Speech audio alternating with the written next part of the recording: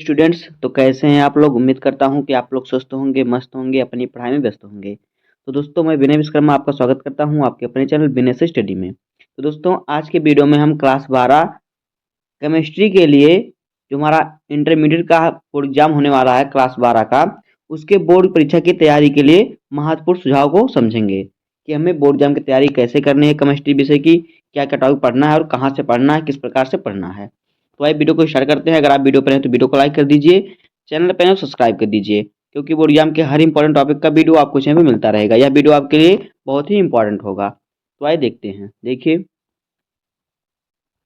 ठीक है, परीक्षा से पूर्व तैयारी ये तो समझा नहीं, परीक्षा से पहले इसको समझ लीजिए। पहला देखिए क्या कह रहा है कि रसायन विज्ञान के निर्धारित पाठ्यक्रम को पढ़ें तथा समय सारणी का निर्माण करें। एक समय सारणी बना लीजिए कि 1 घंटे आपको डेली केमिस्ट्री पे देना है। 1 घंटा केमिस्ट्री आपको पढ़ना है डेली। दूसरा देखिए, विगत वर्षों के बोर्ड परीक्षा के रसायन विज्ञान के प्रश्न पत्रों एवं मॉडल प्रश्न पत्रों के पैटर्न को समझें तथा उन्हें हल करने का प्रयास करें। मॉडल प्रश्न पत्र प्राप्त करने हेतु upmsp.edu.in पर संपर्क करें। इस वेबसाइट पे जाके आप पिछले वर्षों का मॉडल पेपर डाउनलोड कर सकते हैं, उसको सॉल्व करने का प्रयास करें। समय के अनुसार 3 घंटे में से सॉल्व करने का प्रयास करें। तीसरा देखिए क्या कह रहा है कि सरल अध्यायों की तैयारी पहले तथा कठिन अध्यायों की तैयारी बाद में करें। आप सरल अध्याय जो उसको एक बार पढ़ लीजिए, जो कठिन अध्याय है उसको रिपीट कीजिए 1 से 2 बार। आगे देखिए क्या है, चौथा कह रहा है कि अध्याय से संबंधित मुख्य प्रकरणों का को बिंदुवार लिखकर पढ़ें, जिससे रिवीजन करने में आसानी हो। देखिए, जो पार्ट आपको दिए गए हैं, जो पार्ट सबसे इंपॉर्टेंट है, उनको आप क्या कीजिए, एक प्रकार से लिख लीजिए एक लाइन से कि कौन कौन सा चैप्टर आपको पढ़ना है, उसके अनुसार उसको पढ़िए।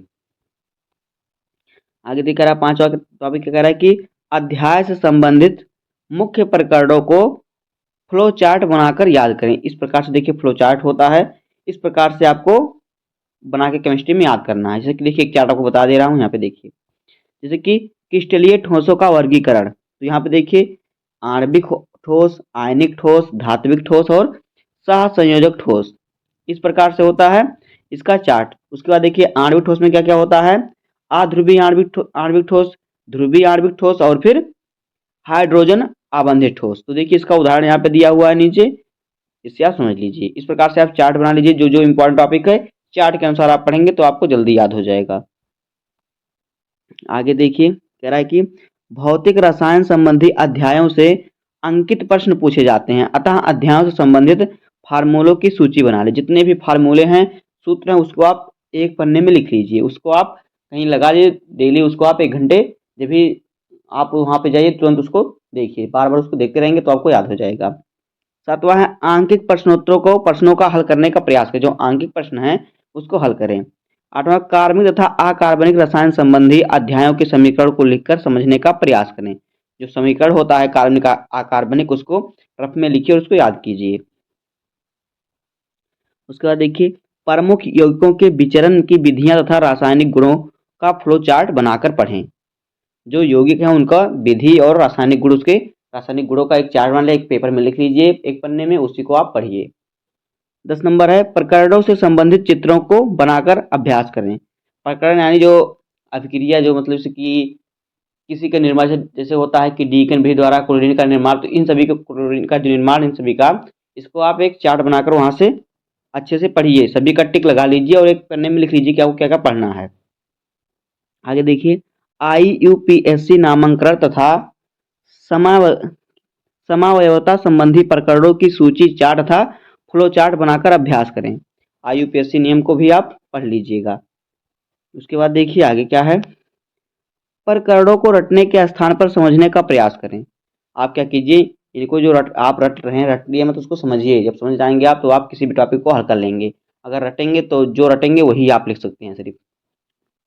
आगे देखिए परीक्षा कक्ष में ध्यान देने योग्य बिंदु। देखिए परीक्षा देते समय सर्वप्रथम प्रश्न पत्र को ध्यानपूर्वक पढ़ना है, उसके निर्देश को भी पढ़ना है। तो देखिए परीक्षा में आंकिक प्रश्नों को हल करते समय प्रयोग करने जाने वाले सूत्र हैं, सूत्र, प्रतीक, इकाई था इत्यादि अवश्य ध्यान दें। जो उसमें सूत्र लगता है, प्रतीक होता है, उसका इकाई होता है, उसको जरूर जरूर ध्यान देंगे, तभी आप पूरा नंबर पाएंगे।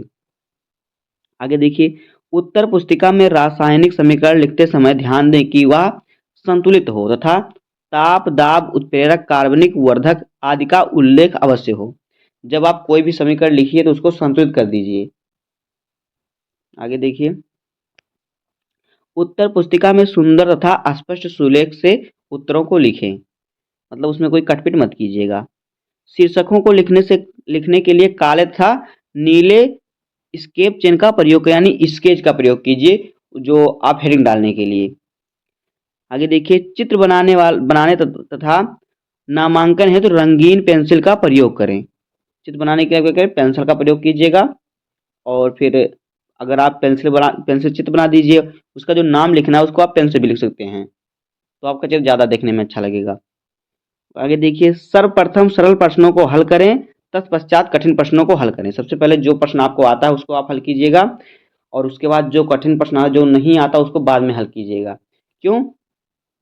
क्योंकि एग्जाम में जो कॉपी चेक करेगा, जब आपका पहले से 2-3 क्वेश्चन सही रहेगा तो 1-2 पेज देखेगा, उसके बाद सही काट के सब पे नंबर दे देगा। अगर आप पहले ही गलत कर देंगे तो पूरा भी गलत काट के 2-4 नंबर दे के आगे बढ़ जाएगा।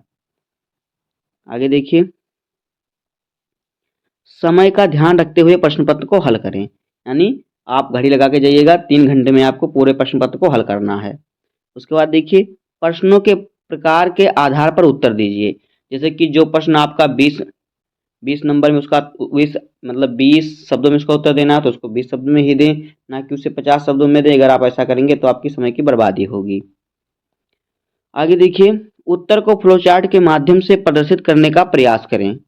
जो उत्तर होता है उसे अगर आप देख रहे हैं तो उसको चार्ट बना दीजिए, जिससे कि एग्जामिनर समझ जाएगा, आपको पूरा नंबर देगा। उसके बाद देखिए, उत्तरों को लिखने के पश्चात उत्तर पुस्तिका का पुनर्अवलोकन अवश्य करें। जब आप पूरी कॉपी लिख दें तो उसको एक बार चेक लीजिए कि कोई क्वेश्चन हमसे छूटा तो नहीं है, और लास्ट वाले पेज में भी आपको क्या करना है, रोल नंबर लिखना है। तो बस इतना ध्यान रखना आपको केमिस्ट्री के पेपर में, जिससे आपको पूरे नंबर मिलेंगे। तो बस दोस्तों, आज की वीडियो में इतना ही। उम्मीद है कि आपको वीडियो पसंद आया होगा। अगर आपको वीडियो पसंद आया तो वीडियो को लाइक कर दीजिएगा और चैनल पर नए हैं तो सब्सक्राइब कर दीजिए, क्योंकि बोर्ड एग्जाम के हर इंपॉर्टेंट टॉपिक का वीडियो आपको जब मिलता रहेगा। तो मिलते हैं किसी नेक्स्ट वीडियो में, तब तक के लिए धन्यवाद। जय हिंद।